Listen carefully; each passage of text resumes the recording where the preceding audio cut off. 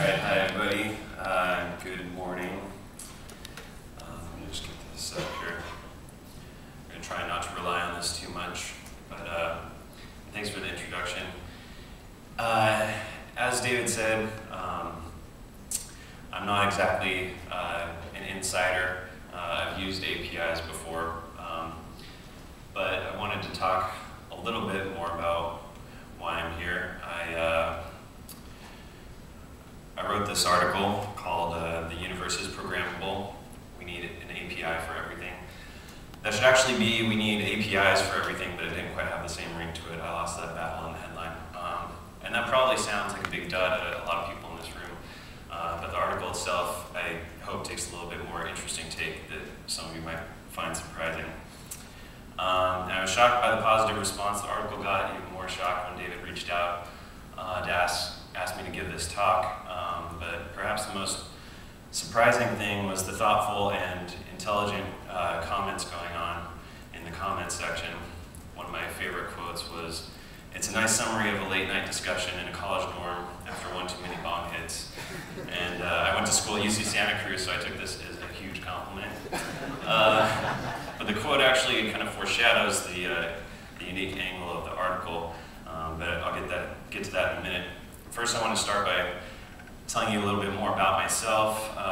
Like David said, I'm not kind of an outsider, but I do freelance development work in addition to writing and editing at Wired.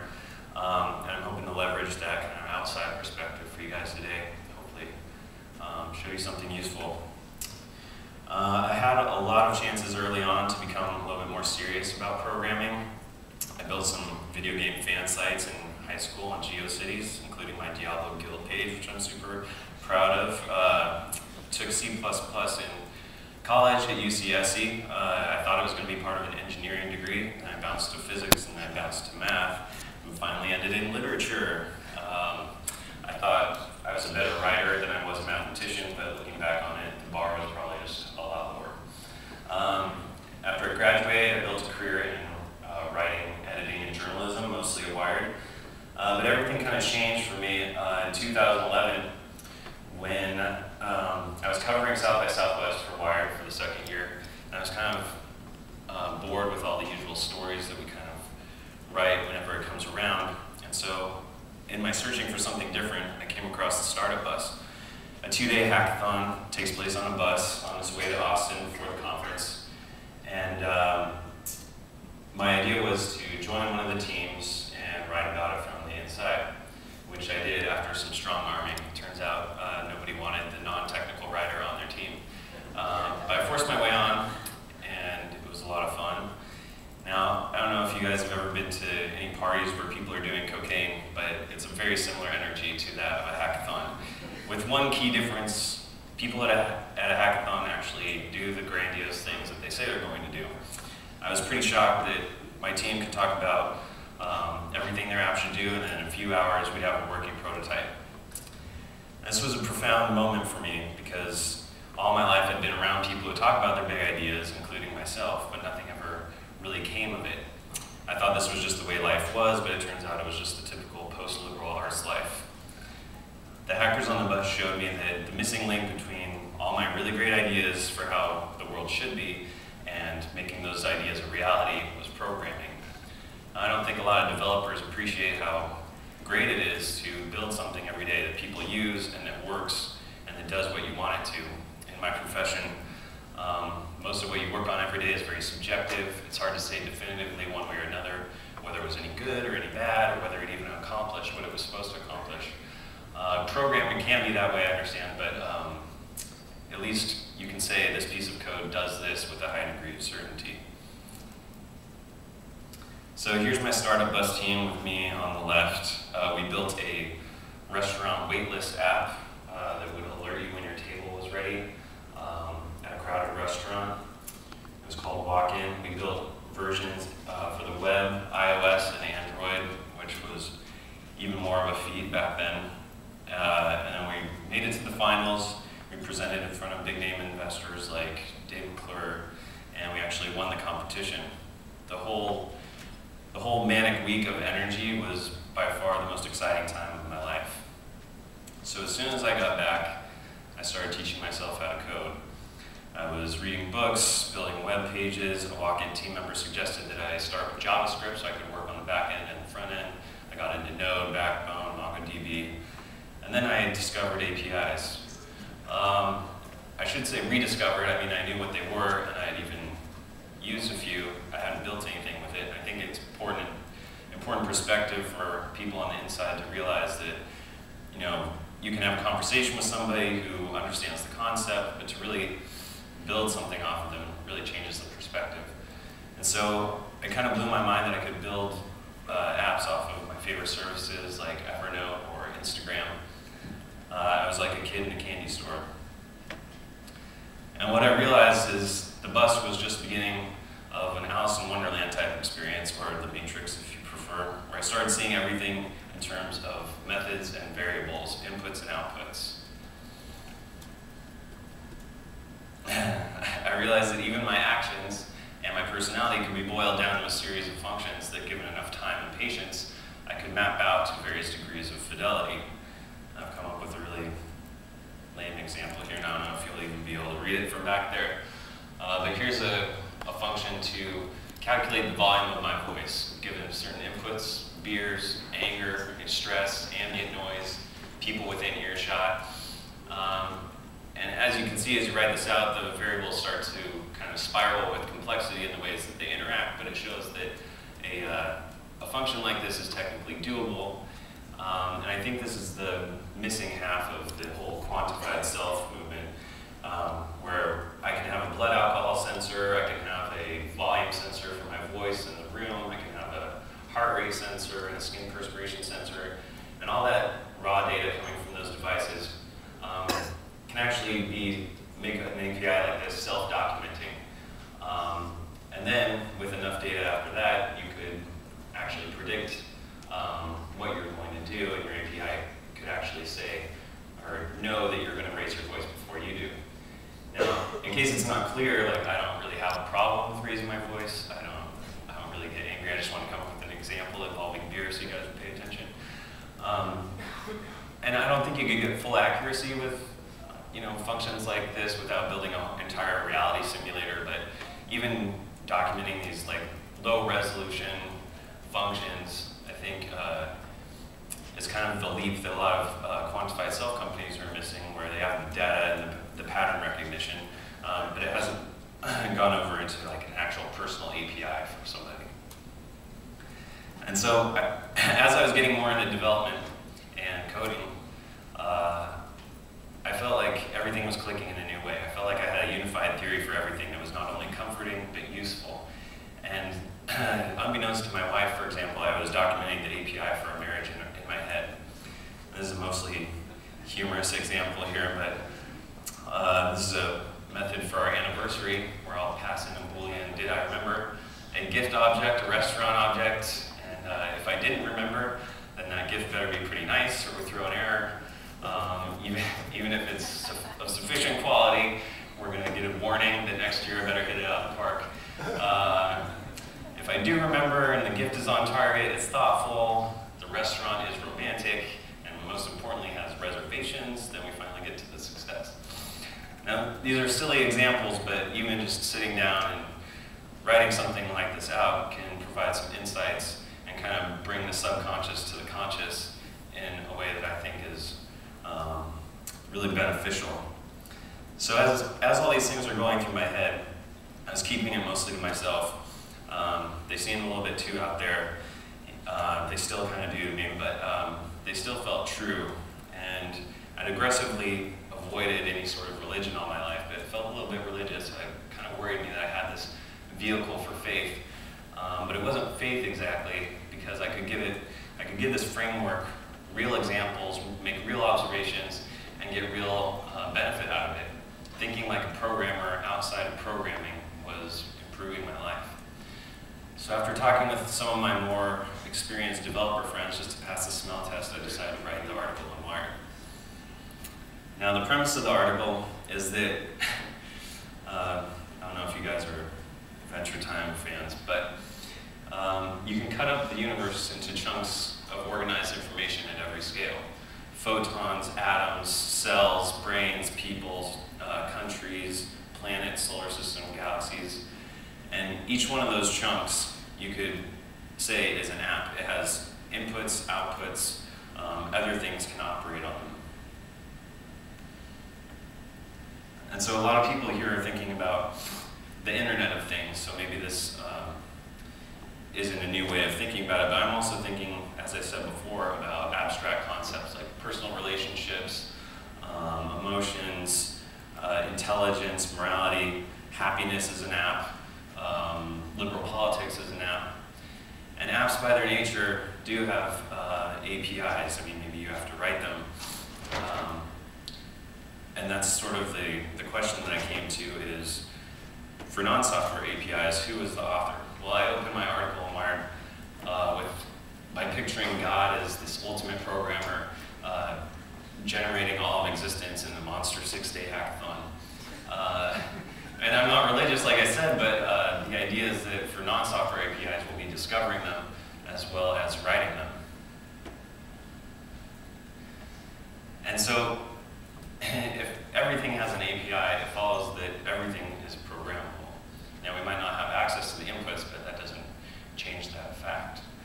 And in a way, as people pointed out, this is just a repackaging of ideas from physics and religion and psychology and philosophy, but for me, viewing things this way actually was a benefit. I started seeing the world in new ways. Just like finding the trove of APIs on Programmable Web opened up the internet, this was kind of opening the way that I thought about things. And it turns out it's not just semantics. It's a profound metaphor that compels us to look at the tools that we've come up with for creating software more efficiently and apply those to the rest of the world. Like versioning software. We don't just need APIs for everything, we need a way to share and modify them, like GitHub. We need a single tree of knowledge where people can create and modify branches, work on their little piece, and give it back to the whole. Now, this isn't the ideal image, because it's not.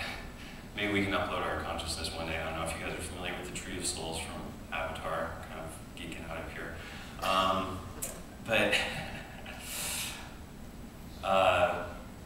the idea is that we would funnel everything into a system like this, not just software, so that we could fork and customize general APIs to suit our needs.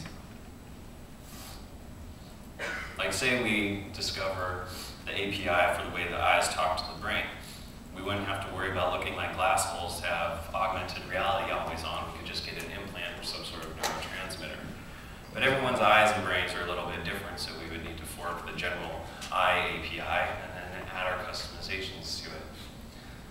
And this is more in line with software, where it's rare that you can just drop in an API or a framework without some sort of customization. In a way, this sort of thing is already starting to happen. People are using GitHub to share government laws, policy documents, Gregorian chants. The ultimate goal should be to share everything. And this is wholly different than Wikipedia or Quora, which don't really let you build much more from what they give you than just another piece of text. We don't need to know what things are. We need to know how they work in ways that let us operate on them. I'll use another kind of non-tech example just to hit the point home. Now, this isn't going to win me any romance awards, but what if when you started a new relationship, you could just fork an open source relationship framework and then add customizations as you go? Maybe define some constants like shared likes, maybe write some filtering methods that translate what one person means into something the other person can understand. Am I right?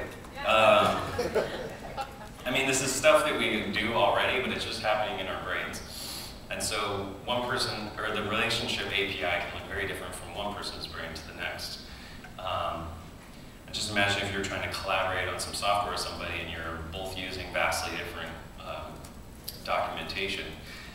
You get the kind of confusion and inexplicable results I think we've all experienced from some relationships. And why keep having the same fights over and over again because you haven't introduced any error handling, or it would be like living with a critical bug in your software, not doing anything about it. My wife and I, for example, always fought in the car for like 5 years. It took us forever to figure out what was going on. Turns out when I'm driving in heavy traffic and she wants to talk about certain things and ask me questions and I'm distracted, it would always result in a fight. But after we identified that that's what was going on, it was relatively easy to establish rules so that those variables didn't conflict anymore. Now, we like to think that we're all very spontaneous, and we just act from moment to moment, but for the most part we behave within the deterministic methods of our personalities given a certain context. One study that selected 50,000 random people from 1 million or so, tracked people from the anonymous data coming from their cell phone, and found that a subject's future location could be predicted with 93% accuracy. And this is bad news for spontaneity, but great news for the efficacy of our personal APIs. It means more static predictability and fewer edge cases. But Keith, you say, I can barely get my girlfriend or boyfriend to sit through a rudimentary description of my job, let alone collaborate on something nerdy like an API for our relationship. Which leads me to the next big component of my article, and that's that we'll soon all be speaking the language of APIs. It wasn't so long ago that basic HTML knowledge was considered specialized geek speak, and now it's a requirement for almost any desk job. We don't mock our parents for not being able to set the clock on the VCR. We make fun of them for miscropping their Facebook photo or not knowing that RT means retweet. The tech takeover of our lives is trickling down to the masses. It's like how the widespread use of cars imbued dads everywhere with a general mechanical understanding of how engines worked. They didn't go out and build cars themselves, but they understood why you needed a differential and how a carburetor worked. By using technology, we learn a little bit more about the things that make it work. Now that everyone has a camera in their pocket, I can approach the average person on the street and have a very detailed discussion about exposure, light sensitivity, and focus, where before that was specialized knowledge for only professionals and the hobbyists. And this general increase in aptitude is accelerating along with the technology itself. Steps are being taken to make programming a skill that most kids get early in school, along with general reading, writing, and math. Here's a New York Times article that came out after my article, and so some of this stuff I didn't know, but 20,000 teachers have introduced coding lessons across the country since December, and 30 school districts are planning on introducing programming classes in the fall. It makes sense since the proliferation of computing devices is increasing much faster than the skills necessary to design, build, and support them. In the not too distant future, people will need to program in some form for their daily lives. Imagine the world before the average person knew how to write a letter or divide two numbers compared to now. I think a similar leap is around the corner. Not only is everything an app, but soon everyone will be a programmer, at least to some degree. And when that happens, APIs, even if they're ultimately called something else, are going to be a language that we all speak. They're going to go mainstream. But this API metaphor and the broad distribution of programming knowledge compels us to even more drastic action. Who wants to decide if they should base their personal API off of the Nike Self framework, or Apple's IME SDK, or Match.com's relationship utilities? We're already squeamish about putting our photos on Facebook, so why would we divulge our innermost personality traits to a company so that they could mine that data for advertising or have it get caught up in surveillance programs? And more than that, how are we going to ever live on Mars or geoengineer the planet or make any sort of necessary course correction to avoid gassing ourselves out of a home if we keep all of our best scientific breakthroughs siloed in corporations or other closed systems? If you view the entirety of humanity as a giant supercomputer, and I do, how many cycles have we wasted on the patent trolls, or using intellectual property as weapons in corporate warfare? In order, at some point, the knowledge of how the world works needs to find its way into the public repository so that we can overclock the collective human brain. Think of how much easier it is today to build complex applications than even 3 or 4 years ago. Because of the open source community and the sharing of APIs, a novice programmer like myself can build something relatively useful faster than ever before. I don't have to build form validators, A/B testing frameworks, database APIs. I can just get going. And because of that, we're seeing the cascading benefits and exponential acceleration of aggressive tool sharing. So imagine if we applied this type of sharing to everything. A lot of people at this conference are thinking of this in terms of the Internet of Things and maybe 3D printing, but I'd like to take it farther into the realms of academia, self-improvement, philosophy, science. If we do that, we can start seeing the acceleration we've seen in the tech community in every aspect of the human experience. Because ultimately it's all technology. The way we think, the way we communicate, our personalities and relationships. Why should we not make use of the tools we have for tech available to more traditional, available to these other aspects? So some of the criticism I received on the article centered around the idea that this already exists. You've obviously never heard of Blink. And I hadn't heard of a lot of those efforts that people mentioned, but that's the point. I'm not saying that this doesn't exist anywhere. I'm saying we need to expand it to a universal scale, both in access and content. Not just GitHub for physics, not just open source academic articles, but a giant global public resource. So I have a misfire slide here. We already talked about Mars. That's a cool picture.